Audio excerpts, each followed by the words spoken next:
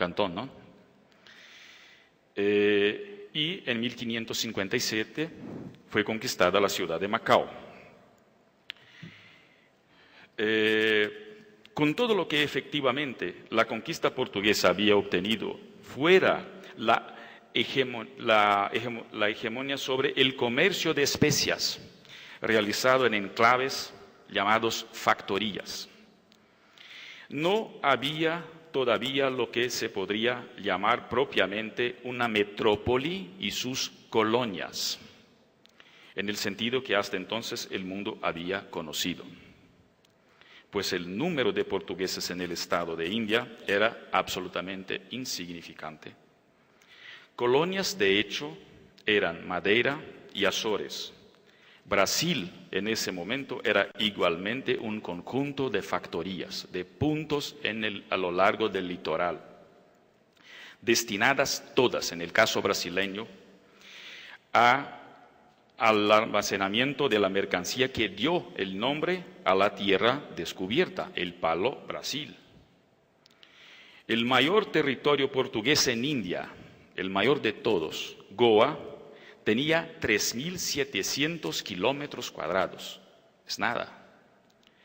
Era menor que las islas de Cabo Verde. El cambio efectivo empieza a operarse en 1532 tras la institución de las capitanías hereditarias en Brasil. Pero no podemos todavía hablar de un proyecto colonial o un proyecto imperial para Brasil. En verdad, la ocupación de Brasil empieza porque los portugueses tenían miedo que otras potencias europeas conquistaran la tierra. Bueno, aquí entonces ahí están los puntos en donde estaban los portugueses en el siglo XVI hasta XVIII, más adelante. Macao, que es el punto de frente a Hong Kong, son las dos ciudades, Hong Kong y Macao.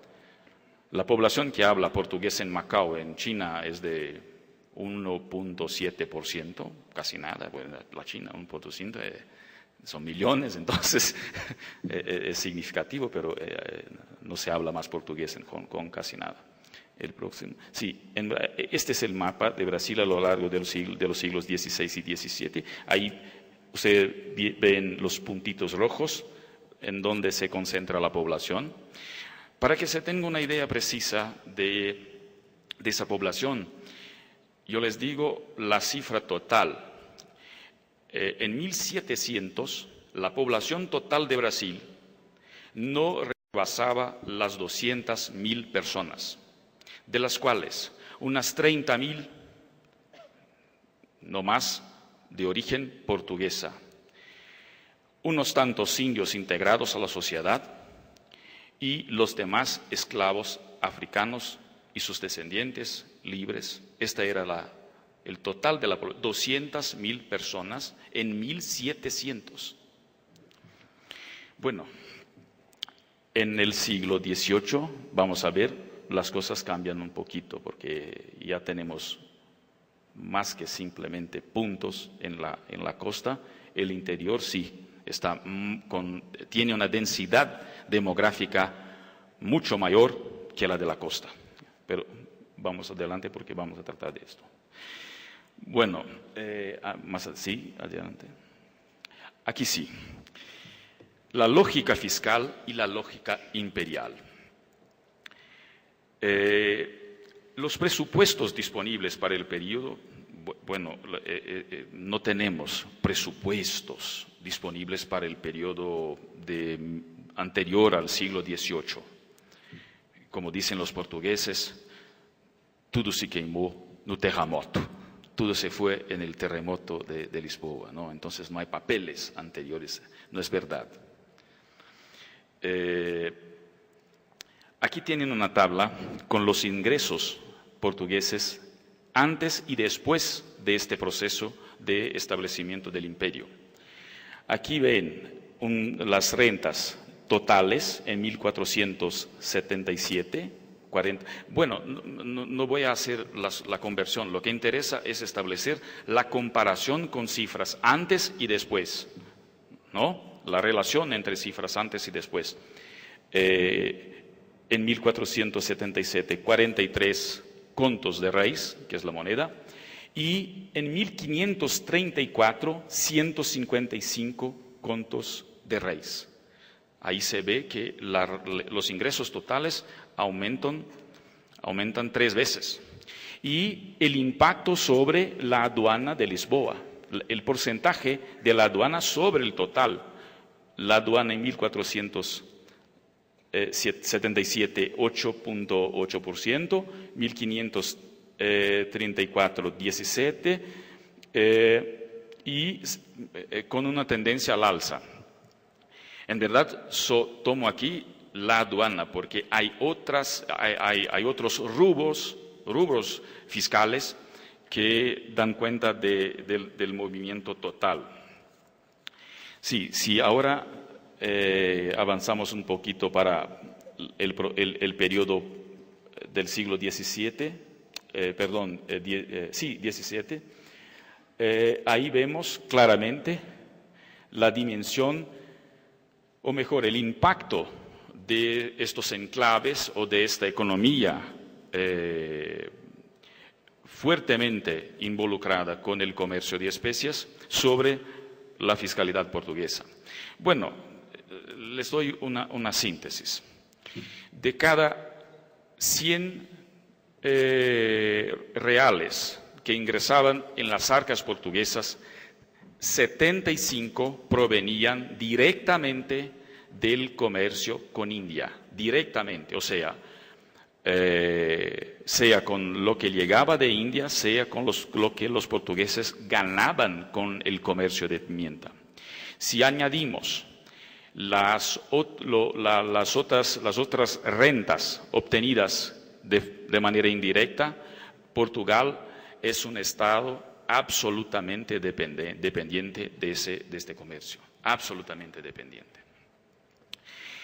Ahí tienen también la comparación. Me gustaría de subrayar que el punto 5, la renta con los ingresos obtenidos en el llamado Imperio Atlántico, el Imperio Atlántico, merecen alguna atención, porque ahí está Brasil. Y si ustedes me preguntan, bueno, ¿y Brasil? ¿Qué tanto cuenta Brasil en el total? Les digo, 4% del total de los ingresos.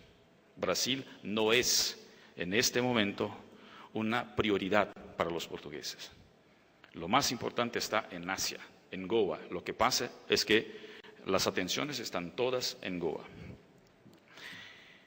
Bueno, y así se mantiene, ¿no? Sí. Bueno, ya les hablé de esta pesada dependencia del reino y de la colonia con relación a Lisboa, porque aquí me interesa subrayar unos datos, ¿no? ¿Qué es Portugal en este momento, en el siglo XVI? Un país con entre 1.200.000 habitantes y que llega en 1639 a 2 millones de personas. Si contamos lo que son los portugueses en el mundo en este momento, nosotros les doy las siguientes cifras.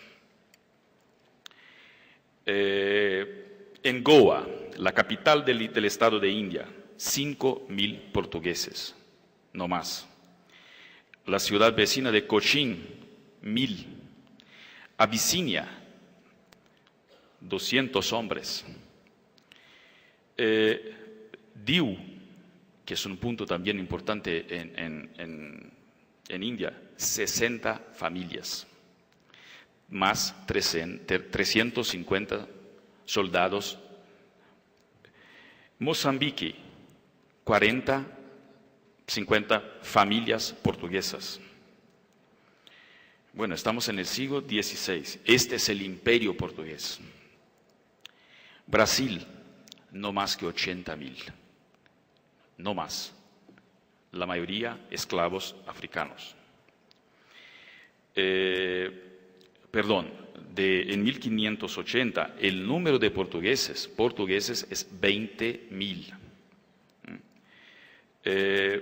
Entonces por ahí se ve el impacto de este comercio y de la naturaleza de este tipo de imperio. Es un imperio de enclaves hasta muy avanzado el siglo XVII. Bueno, ¿y cuándo empiezan a cambiar las cosas? Vamos a ver. Las cosas empiezan a cambiar en 1700 con el oro. A lo largo del siglo XVII, aquí tenemos la tendencia general de la economía brasileña a lo largo del siglo XVII. Aquí tenemos las coyunturas fiscales medidas por el más importante de los impuestos, los diezmos, que, aclaro esta cuestión, los diezmos son recaudados por el Estado, no es un impuesto eclesiástico. La Iglesia no tiene derecho al diezmo en Brasil, es el Estado portugués que lo recauda y hace frente a los gastos generales, totales, con la Iglesia incluso. Entonces es posible medir la coyuntura del siglo, a lo largo del siglo XVII con base en la recaudación de un impuesto que incide directamente sobre la producción de la mercancía más importante, azúcar. Ahí tienen una tendencia general al alza. Bueno, a lo largo del siglo XVII, Brasil siguió con una producción que aumentaba a lo largo de los años. Esta es la tendencia general, pero el impacto fiscal de Brasil sobre la fiscalidad portuguesa no cambia. ¿Se entiende? Para Brasil sí, hay un crecimiento, pero el impacto sobre la fiscalidad total del imperio portugués no cambia, porque el azúcar es una de las mercancías y no tiene como competir con pimienta, por ejemplo, que sigue siendo o sigue respondiendo por 65% de las rentas totales del Estado. Sí, este es una medida del peso, de los diferentes pesos de la economía regional en Brasil. Ustedes ahí ven Bahía respondiendo por por más de 50% del total de la economía brasileña, y ahí tienen más de 50% de la economía y 50% de la población. En el siglo XVII, Brasil en el siglo XVII es baiano, absolutamente baiano. Al lado, Río de Janeiro y Pernambuco, cada uno con 22% más o menos. Y después São Paulo, que es São Vicente, Paraíba, que está cerca de Pernambuco, Itamaracá, que también está cerca de Pernambuco, y Espírito Santo, Porto Seguro e Ilhéus, que están al sur de Bahía, ¿no? Entonces, ese es un cuadro que presenta la distribución regional de la economía brasileña en la mitad del siglo XVII. Es un cuadro de 1662, pero que vale para toda la segunda mitad del siglo XVII. Y vamos. Ahí sí, este cuadro muestra una tendencia general en la fiscalidad brasileña. Bueno, yo les dije que Brasil responde por 4, 5, 6% de las rentas totales del imperio portugués. El problema es que Brasil a lo largo del siglo XVII